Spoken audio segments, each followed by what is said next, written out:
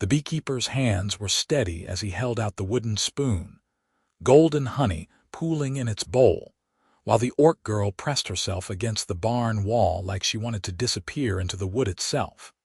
Her green fingers trembling and her amber eyes darting between his face and the door as though calculating which escape route would save her life. Connor Jameson had seen fear before, real fear, the kind that made people do desperate things. But he had never seen anything quite like the terror radiating from the young orc woman who had somehow ended up hiding in his barn 3 days ago. He had found her by accident, really, following the sound of panicked breathing while checking on a hive he kept near the back wall.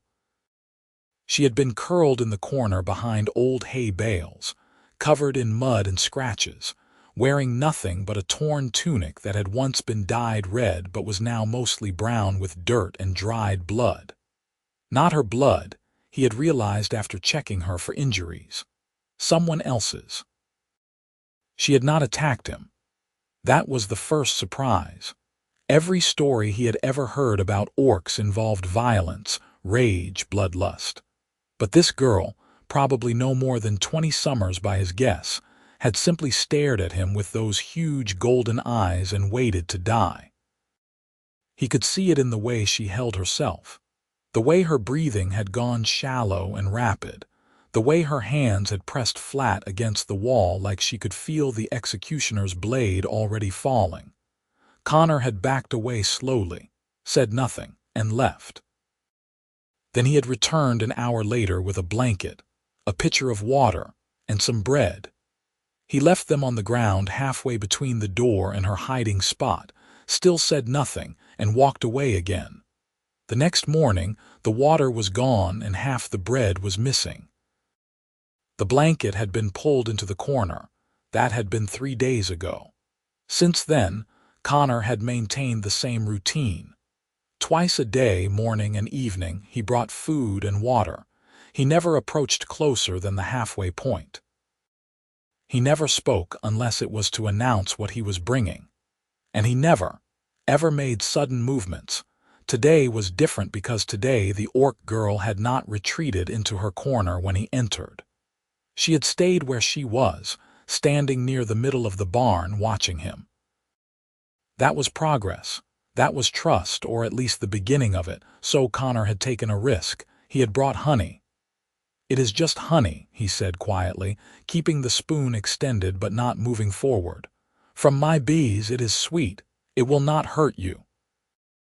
The orc girl's eyes fixed on the honey with an expression Connor could not quite read.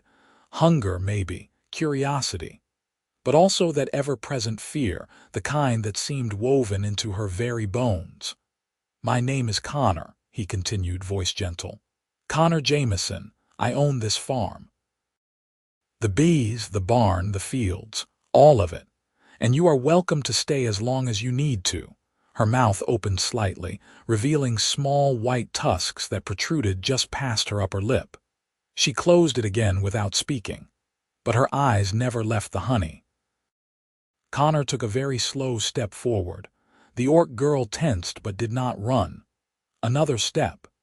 She pressed her hands against her sides, fingers curling into fists, but her feet stayed planted. One more step, and now he was close enough to smell the lingering scent of fear, sweat, and hay and something else, something earthier, that he supposed was just how orcs smelled. He extended the spoon a little further, close enough now that she could reach it if she wanted to. "Just taste it," he said. "Please." For a long moment, nothing happened. The barn was silent except for the buzzing of a few bees outside and the distant sound of his milk cow lowing in the pasture. Then, with a movement so quick Connor almost missed it, the orc girl's hand shot out and her fingers wrapped around the spoon's handle. She pulled it toward herself, nearly yanking it from his grip, but Connor let go willingly. She stared at the honey pooling in the spoon's bowl, brought it close to her face, sniffed it. Her nose wrinkled. Then, with obvious trepidation, she extended her tongue and took the smallest possible taste. Connor watched her face carefully. He saw the moment the sweetness registered, saw her eyes widen slightly, saw the tension in her jaw ease just a fraction. Her tongue came out again, this time taking a more substantial taste. Then she tipped the entire spoon into her mouth. For just a heartbeat, maybe two, the corner of her mouth twitched upward. Not quite a smile, not even close to a real one, but almost a smile. Then her expression collapsed back into that watchful wariness, and she thrust the spoon back toward him like it had burned her hand. "Thank you," Connor said, taking the spoon gently. "There is more if you want it. I have plenty. The bees have been very productive this year." The orc girl's lips moved, and Connor thought she might actually speak, but no sound came out. Instead, she took 3 quick steps backward, putting distance between them once more. Connor nodded, accepting the retreat. "I will bring you more food tonight," he said. "And maybe some more honey. Would you like that?" No response. But her eyes tracked him as he walked toward the barn door, and when he glanced back before leaving, he saw that she had brought one green finger to her lips and was touching the place where the honey had been. That night, Connor brought stew along with bread and honey. He also brought a clean dress that had belonged to his sister before she married and moved to the next valley over. It was simple homespun wool, dyed a soft blue, and it would be warmer than the torn tunic the orc girl wore. She was in her corner again when he entered, but she did not press herself against the wall this time. She simply watched him with those amber eyes as he set the food down, along with the folded dress. "This was my sister's," he explained. "She does not need it anymore. It might fit you, or at least be cleaner than what you have now." He turned to leave, then hesitated. There was something he needed to know, something that had been nagging at him since he found her. "Are they looking for you?" he asked quietly, not turning around. "Whoever you are running from. Will they come here?" Silence stretched behind him. Then, so soft he almost missed it, a voice. Her voice. No, Connor felt something in his chest loosen. It was the first word she had spoken, and it sounded like gravel and honey all at once, rough and sweet. "Good," he said. "Then you are safe here, as long as you need." He left before she could respond, but as he walked back toward his cottage, he could have sworn he heard another sound drifting from the barn. It might have been the wind, it might have been the cow, but it sounded an awful lot like crying. The next morning, when Connor brought breakfast, the blue dress was gone and the torn tunic lay folded neatly beside the empty stew bowl. The orc girl stood near the barn's far wall, wearing the blue wool, and even in the dim morning light filtering through the cracks in the wood, Connor could see that it fit her reasonably well. The sleeves were a little short, and the dress pulled tight across her shoulders, which were broader than his sister's had been, but it was clean and whole, and she looked more like a person and less like a hunted animal. "It suits you," Connor said, setting down a plate of eggs and toasted bread. He had drizzled honey over the toast. The orc girl looked down at herself, then back at Connor. Her hands smoothed over the fabric in a gesture that seemed unconscious, almost childlike. "Thank you," she whispered. 2 words now, progress. Connor smiled. "You are welcome. Are you warm enough at night? I can bring more blankets." She nodded, then shook her head, then seemed confused about which response was correct. Connor tried not to laugh, keeping his expression neutral and kind. "I will bring another blanket tonight anyway," he said. Spring nights are still cold. He started to leave, then paused. "What is your name?" he asked. "You know mine, but I do not know yours." The orc girl's hand stopped smoothing the dress. She looked at him with an expression that might have been surprise, or might have been suspicion, or might have been both.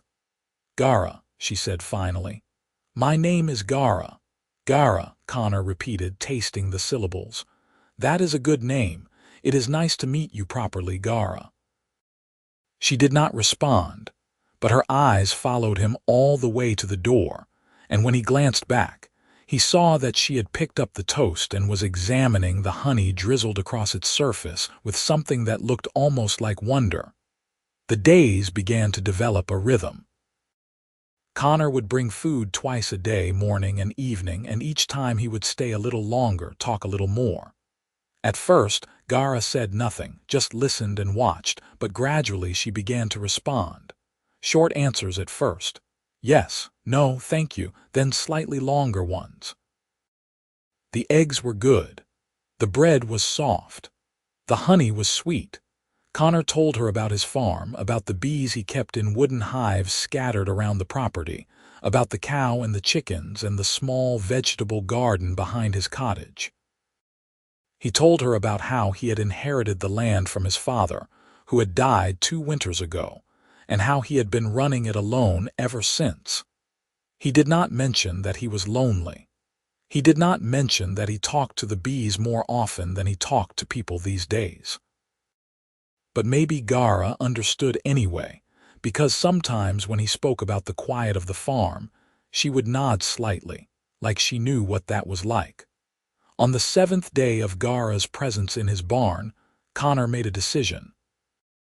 He arrived in the morning with breakfast as usual, but this time he also brought a second wooden spoon and a small clay pot of honey. "Come with me," he said. "I want to show you something." Gara's eyes went wide with alarm. She took a step back. "Just to the edge of the property," Connor said quickly. "You do not have to leave the farm. I just want to show you the bees. I think you will like them." Gara stared at him for a long moment. Then, slowly, she nodded. It was the first time she had agreed to leave the barn since arriving, and Connor felt absurdly proud of her for it, though he knew better than to say so. He led the way out of the barn and into the bright spring morning, walking slowly so Gara could stay close behind him. He could hear her breathing, quick and nervous, and once when a bird burst from a bush nearby, she made a small sound of distress. But she did not run. The hives were located in a small clearing about 100 yards from the barn, positioned to catch the morning sun. There were a dozen of them, simple wooden boxes with slanted roofs, arranged in 2 neat rows. The air around them hummed with activity as bees flew back and forth, laden with pollen and nectar from the wildflowers and clover that grew in abundance around the farm. Connor stopped a safe distance from the hives and turned to see Gara's reaction. She had frozen in place, staring at the bees with an expression of pure terror. "They will not hurt you," Connor said gently. "Not if you stay calm and do not threaten them. They are just working. Bringing food back to their home, taking care of their family, just like you and me." Gara did not look convinced, but she did not run either. Connor opened the clay pot of honey and dipped his spoon into it, then held it out toward the nearest hive. "Watch," he said. Within seconds, 2 bees had landed on the spoon, attracted by the scent of their own honey. They walked across the surface, tasting it, their tiny legs moving in patterns that almost looked like dancing. Connor held perfectly still, letting them explore. "They remember the honey," he explained quietly. "They remember making it. This is their work, their life. They turned flower nectar into this golden sweetness, and now they recognize it." Gara took a tiny step closer, her eyes fixed on the bees. One of them took flight, circling lazily in the air, and she flinched but held her ground. "Hold out your hand," Connor said. "Flat, like this." He demonstrated with his free hand, palm up, fingers extended. Gara looked at him like he had suggested she put her hand in a fire. "Trust me," Connor said. "Please." Something in his voice must have reached her, because after a moment's hesitation, Gara extended her hand. It trembled visibly, but she kept it out. Connor dipped his spoon into the honey pot again and let a small drop fall into her palm. They waited. The bees on Connor's spoon flew away, but a moment later, a different bee approached Gara's outstretched hand. It landed on her palm, right in the center of the honey drop, and began to taste it. Gara went absolutely rigid. Connor could see her fighting every instinct to jerk her hand away, to run, to hide. But she held still, and the bee continued its work, completely unconcerned with the fact that it was standing on the palm of someone who had probably been taught her entire life that she was a monster. "See," Connor said softly. "It trusts you. It knows you mean it no harm." The bee finished tasting the honey and flew away. Gara stood frozen for another moment, then slowly lowered her hand. She stared at her palm like she could not quite believe what had just happened. "I did not kill it," she whispered. The words were so quiet Connor almost missed them, but the pain in them was unmistakable. "No," he agreed. "You did not. You were gentle." Gara looked up at him, and for the first time since he had found her, there were tears in her eyes. "I can be gentle," she said, and it sounded like a question, like she was asking him to confirm something she desperately wanted to believe but could not quite trust. Connor's heart broke a little. "Yes," he said firmly. "You can. You are." The tears spilled over, tracking down her green cheeks, and Gara raised both hands to cover her face. Her shoulders shook with silent sobs. Connor wanted to reach out, to offer comfort, but he sensed that touching her right now would be a mistake. So he simply stood there, giving her space to feel whatever she needed to feel, while the bees hummed their endless song around them. After a few minutes, Gara lowered her hands. Her eyes were red, but her breathing had steadied. "I am sorry," she said.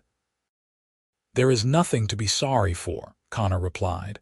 "Crying is not weakness. Sometimes it is the bravest thing you can do." Gara wiped her face with the sleeve of the blue dress and looked back at the hives. "Can we stay a little longer?" she asked hesitantly. Connor smiled. "We can stay as long as you want." They remained in the clearing for over an hour.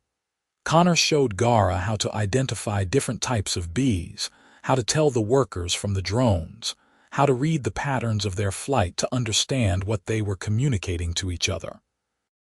He explained how the queen controlled the entire hive, how the workers fed and protected her, how every bee had a role and purpose. Gara listened with an intensity that suggested she was hearing much more than just facts about insects. When Connor mentioned how bees would sometimes adopt orphaned larvae from other hives, raising them as their own, Gara's hands clenched into fists and she looked away quickly, blinking hard. "They take in strangers?" she asked, voice rough. "Sometimes," Connor said carefully. "If the hive has room and resources, they care for them just the same as their own." Gara said nothing, but Connor saw her swallow hard. When they finally walked back toward the barn, Gara was noticeably less tense than she had been on the way out. She even looked around a little, taking in the farm properly for the first time. Connor saw her gaze linger on the cottage, on the vegetable garden, on the cow grazing peacefully in her pasture. "It is a good place," Gara said quietly. "It is home," Connor agreed, "and you are welcome in it." Gara glanced at him, something unreadable in her expression, then looked away. "I cannot stay forever," she said. "Why not?" The question seemed to surprise her. She stopped walking, turning to face him fully. "Because I am an orc," she said, as though this should be obvious. "Because humans do not want my kind near them. Because it is not safe." "It is not safe out there either," Connor pointed out. "Whatever you are running from, whatever happened, you are safe here. I will not make you leave." "You do not understand," Gara said, and there was frustration in her voice now mixed with the fear. "I am not safe for you. My people, they will not understand why I am here. Your people will not understand why you let me stay. It puts you in danger."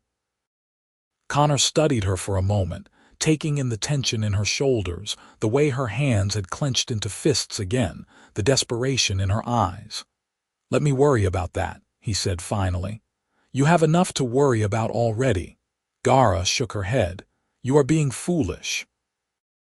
"Probably," Connor agreed. "But it is my foolishness to own. Now come on, you must be hungry. I will make lunch. He started walking toward the cottage, not the barn, and after a moment's hesitation, Gara followed. The inside of Connor's cottage was simple but comfortable. One large main room served as kitchen, dining area, and sitting space, with a fireplace taking up most of one wall. A door on the far side led to a small bedroom. The walls were plain wood, but someone had taken the time to make the space warm. Woven rugs covered the floor, dried herbs hung from the ceiling beams, and the shelves were lined with books and jars of honey in various shades of gold and amber.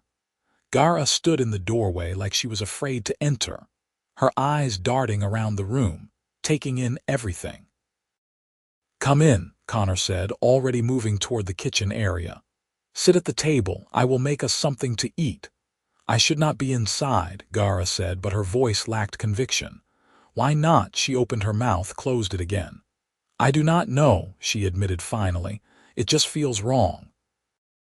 "The only thing that would be wrong is making you eat in the barn when there is a perfectly good table right here," Connor said firmly.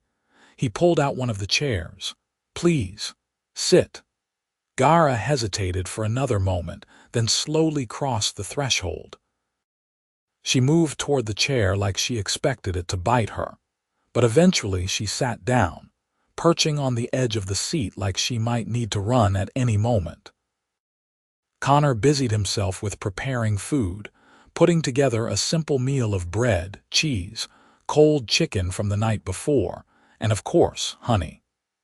He worked quietly, giving Gara time to adjust to being inside, to being in his space. When he set the plate in front of her, Gara stared at it like she had never seen food before. "Eat," Connor said gently, sitting down across from her with his own plate. "Please." Gara picked up a piece of bread, tore off a small piece, put it in her mouth, chewed slowly, swallowed. Took another piece. Gradually, she began to eat more naturally, her shoulders relaxing slightly, her breathing evening out. They ate in comfortable silence for a while. Then Gara said, "Why are you doing this?" Connor looked up from his food. "Doing what?" "This." She gestured vaguely at the table, the cottage hymn. "Being kind, feeding me, showing me the bees, bringing me inside."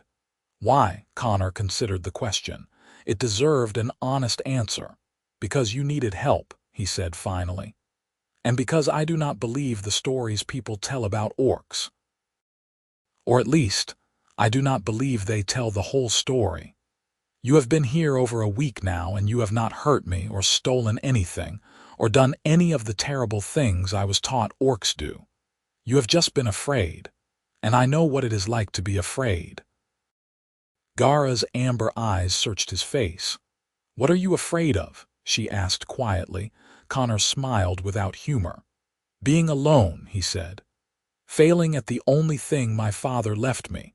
Waking up one day and realizing my whole life has passed and I never really lived it." He paused. "Being forgotten." Gara was quiet for a long moment. Then she said, "I am afraid of everything." "I know," Connor said gently. "No." Gara shook her head. "You do not understand. I am not just afraid sometimes, like normal people. I am afraid all the time. Of everything. Every sound might be danger. Every shadow might be death. Every person might hurt me. I cannot remember the last time I felt safe."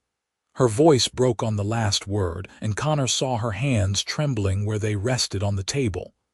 "What happened to you?" he asked quietly. "You do not have to tell me if you do not want to, but Gara, what made you so afraid?" Gara looked down at her plate. For a long time, Connor thought she would not answer. Then slowly she began to speak. "I was born into a clan," she said. "A war clan. Orcs who believe strength is everything, who raid and fight and kill. That is what we do, what we are supposed to do. From the time I could walk, I was trained to fight, to hurt, to show no mercy." She swallowed hard. "But I was never good at it. I was weak, afraid. When I was supposed to attack, I hesitated. When I was supposed to kill, I flinched. My father said I was a disgrace. My mother said I would get someone killed with my cowardice. Connor said nothing, just listened, his heart aching for the girl sitting across from him. 3 weeks ago, my clan raided a human settlement, Gara continued, her voice dropping to barely above a whisper. A small village not far from here. They wanted supplies, food, maybe captives to ransom. I was supposed to go with them, supposed to prove myself. I went. I followed the others. And when we attacked, when the screaming started, when the blood began to flow, I just stood there, frozen, useless. Tears were streaming down her face now, but she did not seem to notice. There was a child, she said. A human child, maybe 5 or 6 summers old. She was hiding behind a water barrel, crying. One of my clan brothers saw her, raised his axe, and I moved. I do not know why, I just moved. I pushed him aside, stood between him and the child, told him no. Connor felt his breath catch. He tried to kill me, Gara said flatly. Right there in the middle of the raid. He called me a traitor, said I had betrayed my own kind for a human whelp. Others heard. They came. I ran. I grabbed the child and I ran. I took her to the edge of the forest, made sure she could see the lights of another village in the distance, and I told her to run and not look back. She wiped her face roughly with her sleeve. Then I kept running, because I knew they would come after me. Knew my own clan would hunt me down for what I did. I ran for days, slept in ditches and caves, ate what I could find, and then I found your barn. The cottage was silent except for the crackling of the fire. Connor stared at Gara, seeing her fully for the first time, not a monster. Not even just a frightened girl, but someone who had thrown away everything, her entire life, her people, her identity, to save a child she did not know. You are the bravest person I have ever met, Connor said. Gara let out a sound that was half laugh, half sob. I am a coward, she said. That is what they all said. That is what I am. No, Connor leaned forward, his voice intense. A coward would have let that child die. A coward would have followed orders, done what was expected, chosen the easy path. You did none of those things. You sacrificed everything to do what was right. That is not cowardice, Gara. That is courage. Real courage. Gara stared at him, tears still flowing, and Connor saw something shift in her expression. Not quite belief, but maybe the beginning of it, the smallest seed of hope. I do not know what to do now, she whispered. I cannot go back. I cannot stay. I do not know where I belong. Connor reached across the table and very slowly, very carefully, placed his hand palm up on the wooden surface between them, an offering, an invitation. You belong here, he said quietly, for as long as you want. I am not asking you to decide anything right now. I am just asking you to stay. Let yourself heal. Let yourself rest. And maybe, after some time, you can figure out what comes next. Gara looked at his hand for a long moment. Then, with visible hesitation, she reached out and placed her own hand on top of his. Her skin was warm and rough with calluses, and her grip was uncertain, like she had forgotten how to touch someone without it being violence. Connor closed his fingers gently around hers. You are safe here, he said again. I promise. Gara nodded, unable to speak, and Connor did not let go of her hand until she was ready. After that day, everything changed. Gara stopped sleeping in the barn and moved into the cottage, taking over the bedroom while Connor made himself a pallet near the fireplace. She began helping with the farm work, tentatively at first, then with increasing confidence. She learned to collect eggs from the chickens without frightening them, to milk the cow with patient hands, to weed the garden without pulling up the vegetables by mistake. Connor taught her about the bees, showed her how to inspect the hives, how to harvest honey without angering the colonies, how to identify signs of disease or parasites. Gara took to beekeeping with surprising enthusiasm.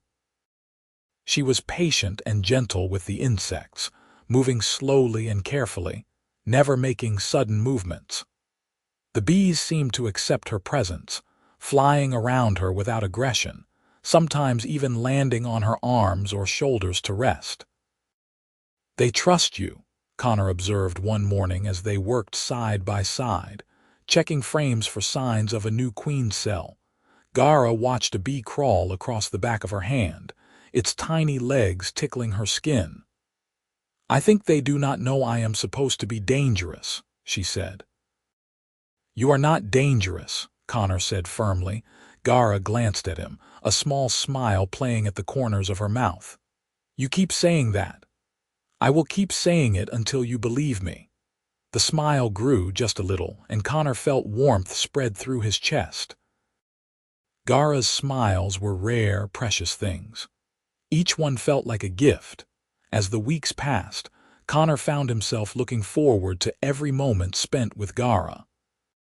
He loved the way she hummed tunelessly while working in the garden, the way she talked to the chickens like they were people, the way her face lit up whenever they discovered a hive full of fresh honey. He loved her questions. Endless questions about everything from why the sky was blue to how bread dough rose to whether bees could recognize individual humans. He loved the sound of her laugh, which had emerged slowly, hesitantly, like a flower opening after a long winter. The first time he heard it, really heard it, full and genuine, he had been so startled he had dropped the bucket he was carrying.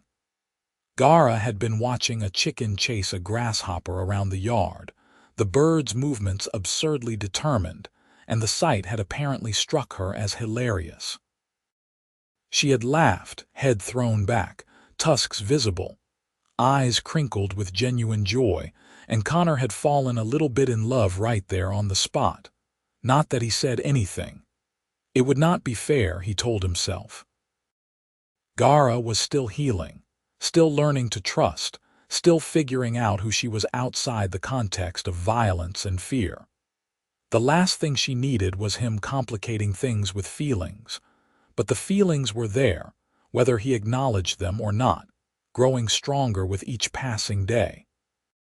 Summer arrived in full force, bringing long hot days and warm nights.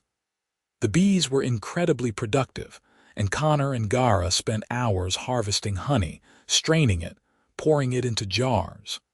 They sold some at the weekly market in the nearest town, Connor going alone while Gara stayed at the farm. It was not safe for her to show her face yet, not when memories of the raid were still fresh. But at home, on the farm, Gara was blooming. Her shoulders were less hunched now. She walked with more confidence.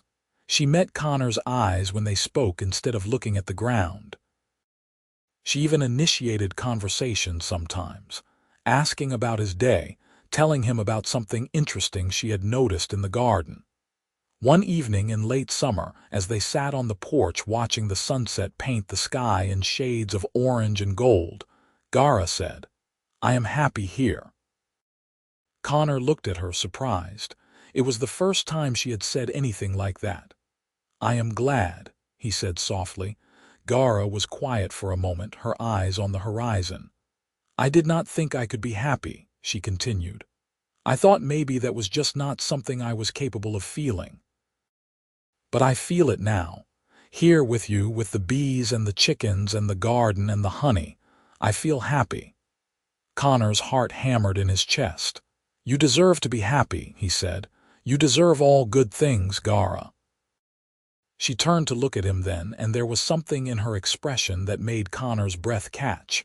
Warmth, affection, something deeper than friendship, maybe. "You saved me," Gara said quietly. "When you found me in the barn, I was ready to die. I had given up. But you fed me and clothed me and gave me shelter, and you asked nothing in return. You made me believe I could be more than what I was raised to be. You made me believe I could be good." "You were always good," Connor said, his voice rough. "I just helped you see it." Gara smiled, a real smile, full and bright, and Connor felt his heart turn over in his chest. "Connor," Gara said, and his name sounded like music in her rough, sweet voice. I need to tell you something. What is it? She took a breath, gathering her courage. I think I am falling in love with you. Connor stared at her, certain he had misheard. What?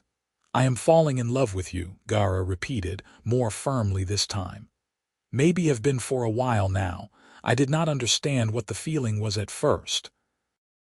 I just knew that I wanted to be near you all the time, that I felt safe when you were close, that your smile made something warm happen in my chest. But now I know what it is. It is love. She looked terrified, like she expected him to reject her, to laugh at her, to send her away. But Connor could not do any of those things because his heart was too full, too overwhelmed with the gift she had just given him. Gara, he said, his voice breaking. I am in love with you too. Her eyes went wide. Truly, truly, Connor confirmed. He reached out and took her hand, lacing their fingers together. I have been in love with you for weeks, maybe longer. I just did not want to say anything because I thought it might scare you or make things complicated. Gara laughed, the sound joyful and disbelieving all at once. I am scared of everything, remember. Of course this scares me, but I want it anyway. I want you. Connor lifted her hand to his lips and pressed a kiss to her knuckles.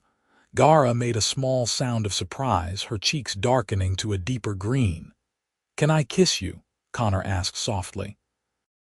A real kiss, I mean, not just your hand. Gara nodded, looking nervous and excited and terrified all at once. Connor leaned in slowly, giving her plenty of time to change her mind, but she did not pull away. When his lips finally met hers, it was gentle and sweet and perfect. Her tusks pressed lightly against his upper lip, but it was not uncomfortable, just different. Gara's hand came up to cup his cheek, her touch hesitant but warm. When they finally broke apart, both of them were breathing hard. Gara's eyes were bright, her smile wide. That was nice, she said. Connor laughed. Just nice. Very nice, Gara amended, grinning. Extremely nice. Connor pulled her close, wrapping his arms around her, and Gara buried her face in his shoulder. They sat like that as the sun finished setting and the stars began to emerge. Two people who had found each other against all odds, holding on tight. But happiness, Connor knew, was never simple. And peace was never permanent. 3 days after their kiss, trouble arrived in the form of a stranger on the road. Connor was in the vegetable garden when he heard the sound of hoofbeats. He looked up to see a rider approaching. A human man on a sturdy bay horse, wearing travel-stained clothes and carrying a sword at his hip. Connor's stomach tightened with unease. Good morning, the rider called out, reining in his horse at the edge of the property. I am looking for information. Wondered if you might help. Connor set down the basket of tomatoes he had been collecting and walked over, making sure to position himself between the stranger and the cottage where Gara was inside preparing lunch. What kind of information? Connor asked, keeping his voice neutral. The rider dismounted, patting his horse's neck absently. There was a raid about 2 months back, he said. Orcs hit a village not far from here. Killed 3 people, injured a dozen more, stole food and supplies. The survivors say one of the orcs betrayed the others, helped a child escape. That orc ran off, and her clan has been hunting her ever since. Connor forced himself to remain calm, to keep his expression merely curious rather than alarmed. Why are you looking for this orc? The stranger's eyes were sharp. Because there is a bounty, he said. The clan wants her brought back to face justice for her betrayal, and they are paying well for information about her whereabouts. Figured a farmer out here on the frontier might have seen something. Orcs leave tracks, you know, hard to hide. I have not seen any orcs, Connor said, which was technically true. He had not seen Gara in the last hour because she was inside the cottage. The stranger studied him for a moment, then nodded slowly. Well, if you do see anything suspicious, there is a reward. Just send word to the trading post in town. They know how to reach the interested parties. He started to mount his horse again, then paused. Word of advice, friend. If you do happen across this orc, do not try to help her. She is dangerous, no matter what she might have done for that human child. Orcs cannot be trusted. They are violent by nature. Best to let her own people deal with her.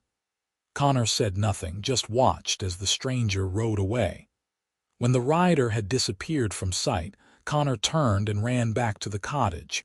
Gara was standing in the doorway, her face ashen. She had clearly heard everything.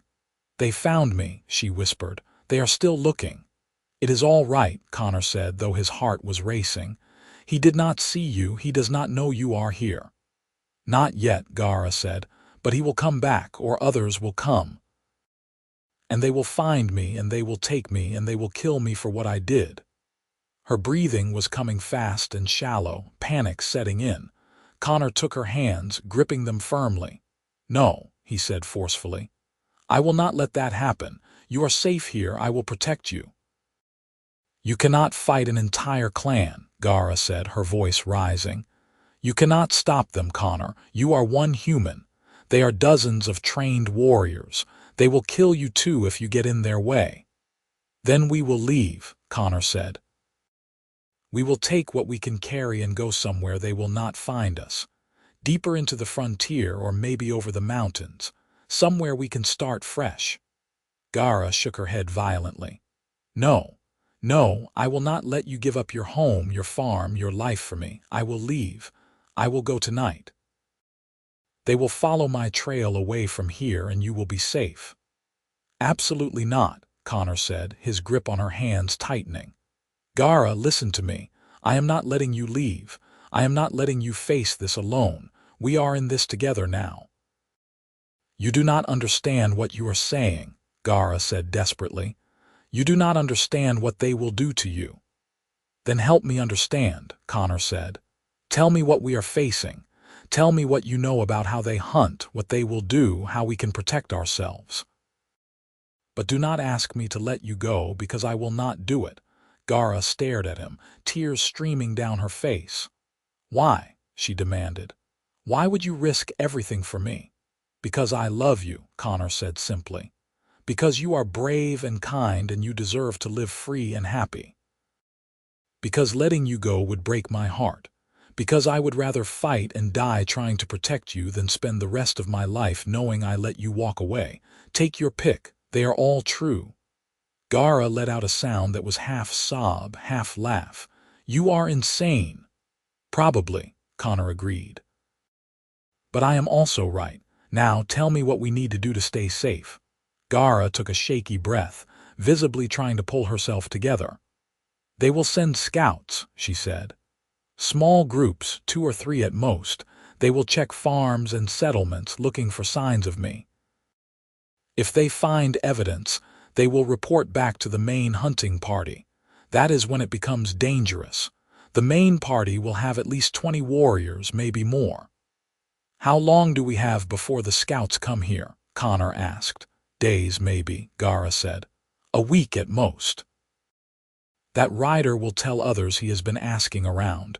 Word will spread. They will hear and they will come." Connor thought quickly. "We need to prepare. Set up defenses, gather supplies, make a plan. And we need to make it look like you were never here. If they come and find no trace of you, maybe they will move on." Gara looked doubtful, but she nodded. "What do we do first?" "First," Connor said, "we move all your things into the hidden cellar under the cottage. No one knows it is there except me. My father built it to store food during hard winters, but it is big enough for a person to hide in if necessary. Then we scrub the barn, get rid of any evidence you were living there. Then we set up warning systems around the property so we will know if anyone approaches. And if they come anyway." Gara asked quietly, "If they find me despite everything?" Connor looked into her amber eyes. "Then we fight," he said. "Together." They spent the next several days preparing.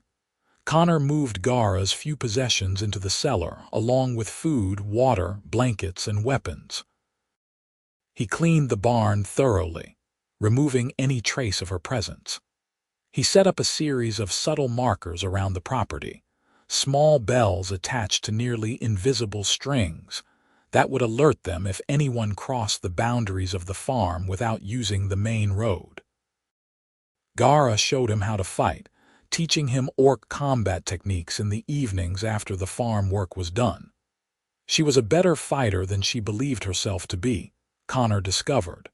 She had the knowledge and skill, just not the killer instinct her clan had valued so highly. But for defense, for protecting what mattered, she was more than capable. Connor taught her to use the bow, which she took to naturally. Her strength allowed her to pull a heavier draw weight than Connor could manage, and her aim improved rapidly with practice. They worked side by side during the days, tending the bees and the garden and the animals, and trained together in the evenings. At night, they held each other close, finding comfort in the warmth of skin against skin, in whispered words and gentle touches. "I am not afraid right now," Gara said one night as they lay in bed, her head resting on Connor's chest. "I should be. I know what is coming, but when I am with you, I feel brave." Connor kissed the top of her head. "You are brave, the bravest person I know." "I almost smiled that first day," Gara said suddenly. "When you gave me the honey, I had forgotten what sweetness tasted like. I had forgotten that good things existed, and you just stood there with that spoon, so patient, so kind, and something in me woke up, something I thought was dead." "What was it?" Connor asked softly. "Hope," Gara said. "You gave me hope." Connor tightened his arms around her. "You gave me something too," he said. "Purpose. A reason to care about tomorrow. Before you came, I was just going through the motions. But you made me remember what it feels like to truly live." They fell asleep like that, wrapped in each other, and for a few hours at least, the world outside could not touch them. The scouts arrived on a morning 6 days after the stranger had come asking questions. Connor was in the chicken coop collecting eggs when he heard the bells ring, 3 of them in quick succession from the eastern edge of the property. His blood went cold. "Gara," he called out sharply. She emerged from the cottage immediately, a bucket of water in her hands. When she saw his face, she dropped the bucket and ran toward him. "They are here," Connor said. "Eastern side, 3 of them probably." Gara's face went pale, but her voice was steady. "I need to hide." "Cellar," Connor agreed. "Now I will deal with them." "Connor, go," he said firmly. "Trust me." Gara hesitated for only a moment, then turned and ran back into the cottage. Connor took a deep breath, steadied himself, and walked toward the eastern field with deliberately casual movements, as though he was just checking on the crops. He saw them before they saw him. 3 orcs, all male, all heavily muscled and armed with weapons. They were moving through his wheat field, trampling the grain, clearly not concerned with subtlety.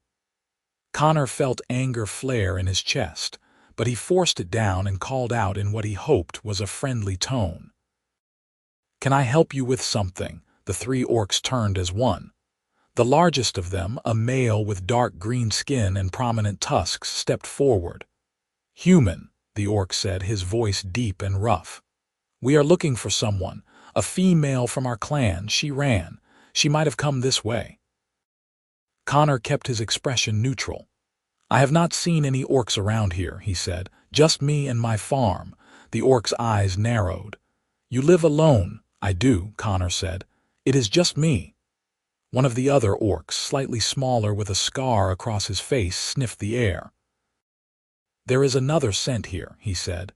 "Female, recent." Connor's heart hammered, but he forced a confused expression.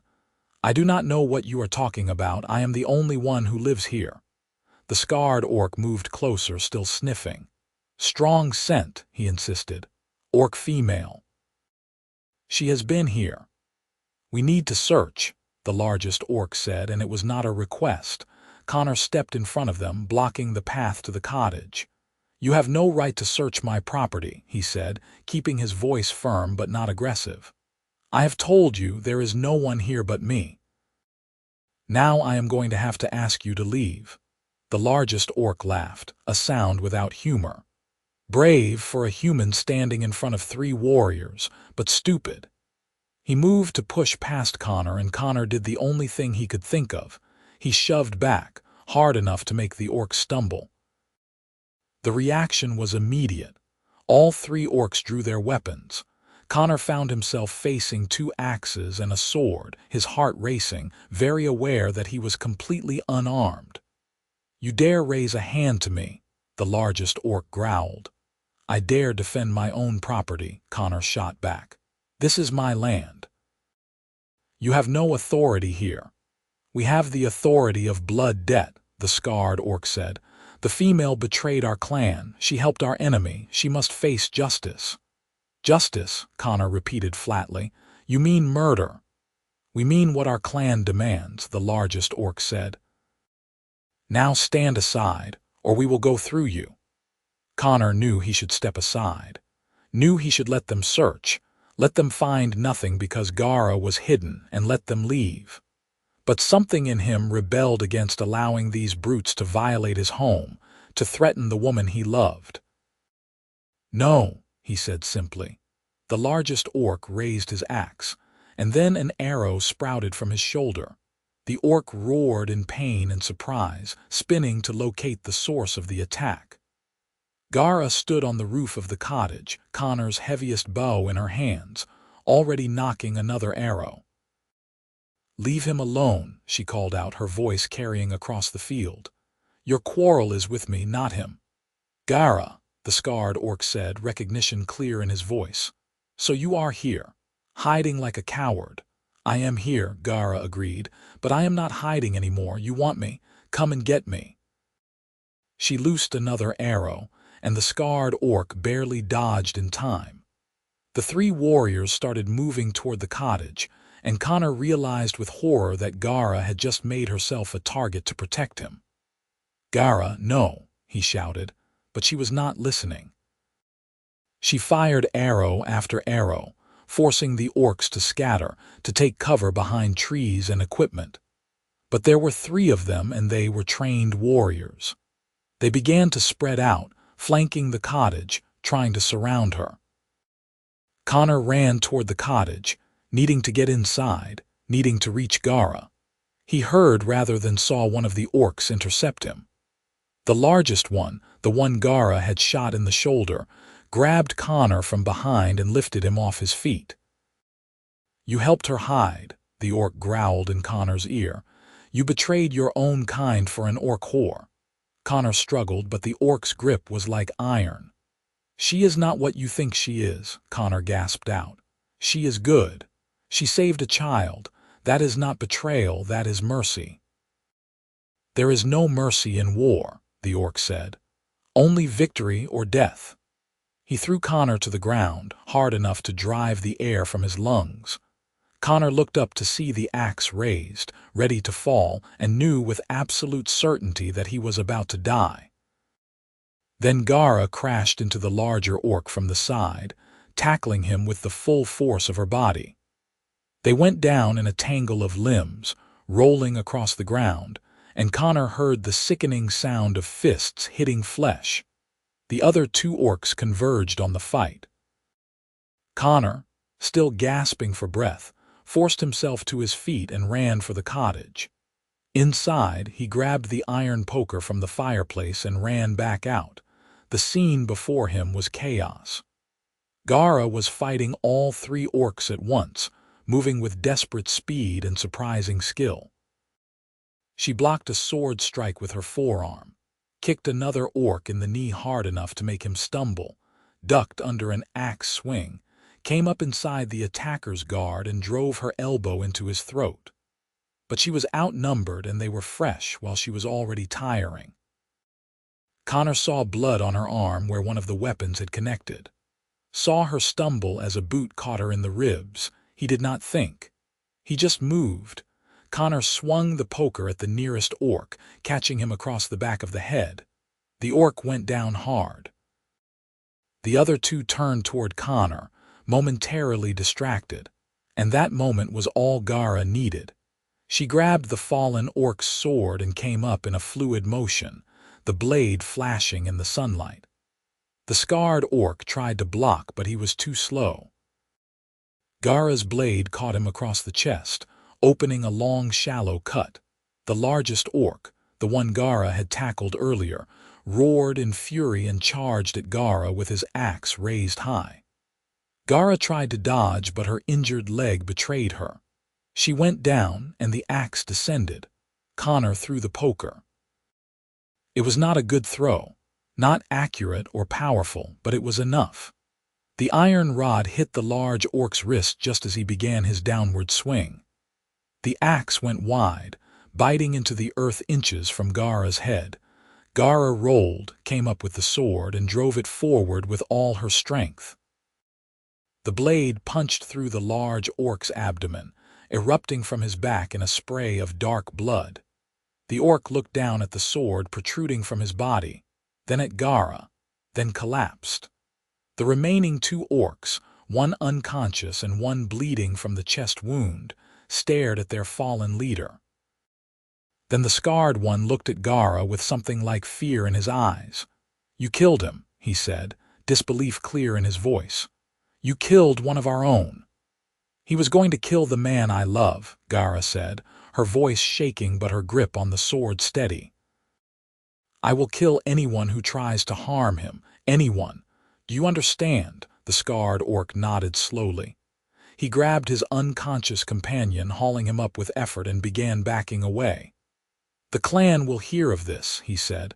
"They will come for you, both of you." "Let them come," Gara said. "We will be ready." The scarred orc turned and ran, dragging his companion with him, disappearing into the forest. Gara dropped the sword and collapsed to her knees, the adrenaline draining from her body all at once. Connor ran to her, catching her before she fell completely. "Are you hurt?" he demanded, his hands running over her, checking for injuries. "Gara, talk to me." "I am all right," she gasped out. "Just some cuts. Nothing deep." Connor looked down at the dead orc lying a few feet away, then back at Gara. "You killed him," he said, the reality of it hitting him. "I had to," Gara whispered, tears streaming down her face. "He was going to kill you. I could not let that happen. I could not." Connor pulled her close, holding her tight as she shook with reaction. "I know," he murmured into her hair. "I know, you did what you had to do. You saved my life." They stayed like that for a long time, holding each other in the bloody field, surrounded by the aftermath of violence. Finally, Connor pulled back enough to look at Gara's face. "We have to leave," he said. "You were right. They will come back with more. We cannot fight an entire clan." Gara nodded, wiping her face. "Where will we go?" Connor thought quickly. "North," he said. "Over the mountains. There are settlements there, small ones, where orcs and humans trade, where maybe we could live without being hunted." "The journey will be hard," Gara said. "Everything worth doing is hard," Connor replied. "But we will do it together." They spent the rest of the day preparing. Connor packed what they could carry: food, clothing, weapons, tools. He filled several jars with honey, his most valuable trade good. Gara helped, moving with grim efficiency despite her injuries, which Connor cleaned and bandaged as best he could. They buried the dead orc in the back field, not out of respect, but because leaving a body would bring more questions. Connor hated that his land was now a grave, but there was no other choice. As the sun began to set, Connor took one last walk around the property. He said goodbye to the bees, promising them he would come back someday if he could. He said goodbye to the cottage his father had built, to the fields his family had worked for generations. He said goodbye to the only home he had ever known. Gara found him standing in front of the hives, tears on his cheeks. "I am sorry," she said quietly. "This is all my fault." "If I had never come here, then I would still be alone," Connor interrupted. living a half-life going through the motions. You did not ruin anything, Gara. You woke me up. You made me feel alive. And yes, it is terrifying and dangerous, and we are about to walk into an unknown future with nothing but what we can carry. But I would rather have that with you than a safe, empty life without you. Gara took his hand, lacing their fingers together. Where you go, I go, she said. For as long as you will have me. Forever then, Connor said. I will have you forever. They left at dawn the next morning, slipping away before anyone could arrive. They walked north, following game trails and avoiding roads, moving as quickly as Gara's injuries would allow. It took them 3 weeks to cross the mountains, 3 weeks of hard travel, sleeping rough, living off what they could hunt and forage. But they had each other. On cold nights they shared body heat and whispered dreams. When the path was steep, they helped each other climb. When fear threatened to overwhelm them, they reminded each other why they were doing this. On the other side of the mountains, they found a valley with a small settlement, a place where humans and orcs traded peacefully, where interspecies relationships were not unheard of, where two people in love could build a life without looking over their shoulders constantly. Connor used his honey and his knowledge of beekeeping to establish himself. Gara used her strength and skills to help with construction and farming. They found a small plot of land on the edge of the settlement and began to build a cabin, working side by side just as they had on Connor's farm. One evening, as they sat on the half-finished porch watching the sunset, Connor said, "Marry me."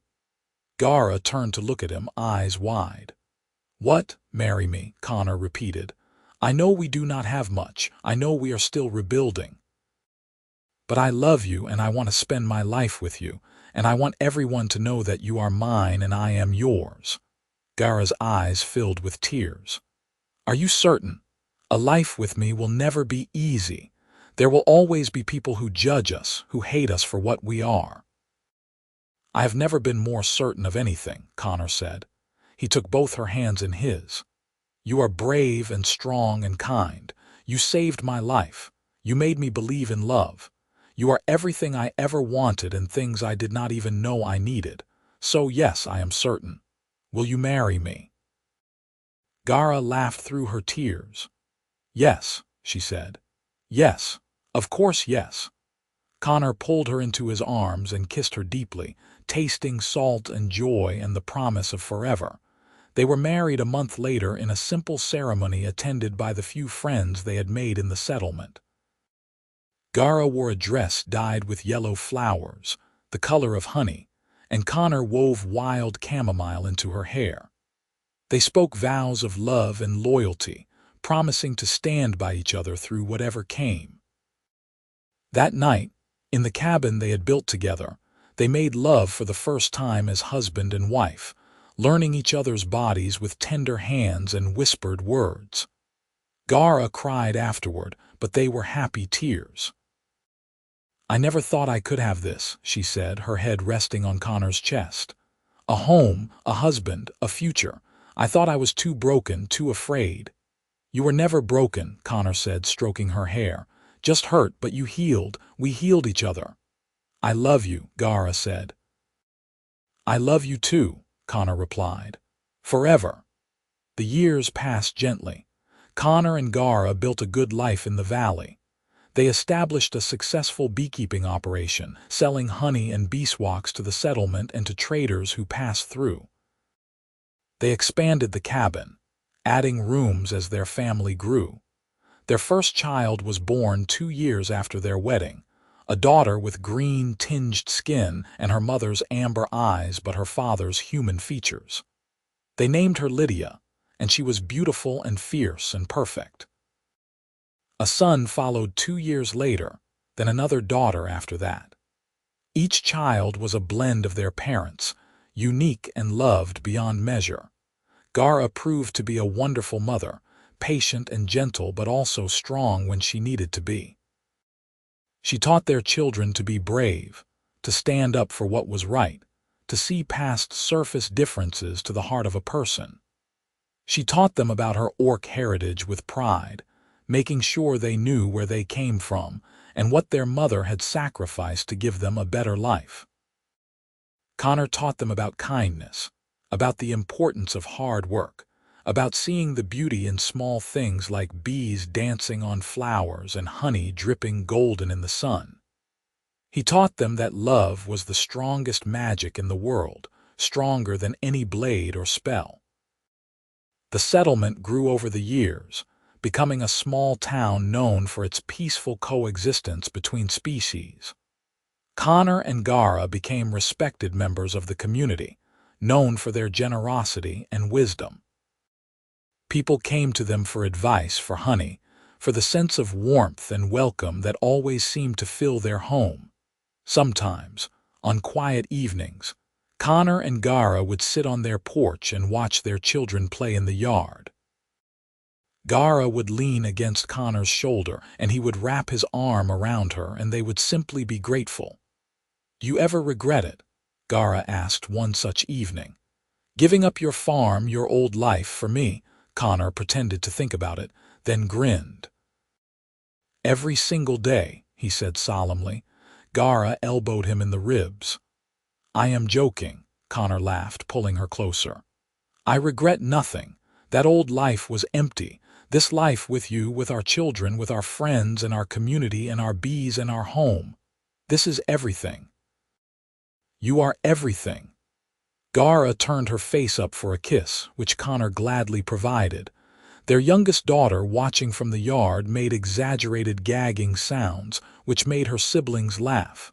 "Mama and Papa are being mushy again," she announced. "Get used to it," Connor called out. "We have been mushy for 15 years, and we are not stopping now." Gara smiled against his lips. "Never stopping," she agreed, and they never did. For the rest of their long lives, Connor and Gara remained as in love as they had been in those early days on Connor's farm. They faced challenges, certainly. There were bad harvests and sick children and arguments and sorrows. But through it all, they had each other. They had the memory of a terrified orc girl in a barn and a human beekeeper who offered her honey on a spoon. They had the memory of an almost smile that had grown into full joy. They had the knowledge that love could bridge any divide, heal any wound, overcome any obstacle. Years later, when Connor was old and gray and his hands were too stiff to work the hives anymore, he would sit on the porch with Gara beside him. Her hair threaded with silver, but her eyes still that beautiful amber, and he would hold her hand and remember the bees that had trusted her. Remember the honey that had tasted of hope. Remember the moment he had known he loved her, watching her laugh at a chicken chasing a grasshopper. Remember the fight that had nearly taken everything, but had instead shown him exactly what they were willing to sacrifice for each other. Remember the vows they had spoken, the children they had raised, the life they had built. "I would do it all again," Connor said one evening, his voice thin with age but strong with conviction. "Every moment, every choice, all of it." Gara, equally aged but still strong in spirit, squeezed his hand. "Even the scary parts?" she asked, teasing gently. "Especially the scary parts," Connor said, "because they led me to you." Their children, now grown with families of their own, visited often. Their grandchildren played in the same yard where their parents had played, learning about bees and honey and the importance of being kind. The family legacy continued, generation after generation, a testament to what two people in love could build when they chose each other against all odds. Connor died peacefully in his sleep at the age of 74, Gara's hand in his, surrounded by family. Gara followed him less than a year later, unable to bear a life without her partner, her love, her Connor. They were buried side by side on a hill overlooking the valley, under a tree that their children had planted years before. A hive of bees made their home in the tree, and people said you could always hear them humming, a soft, constant song that sounded almost like contentment. And sometimes, on warm summer evenings when the light was just right, people swore they could see two figures sitting beneath that tree, holding hands and watching the sunset together, a reminder that true love never really dies.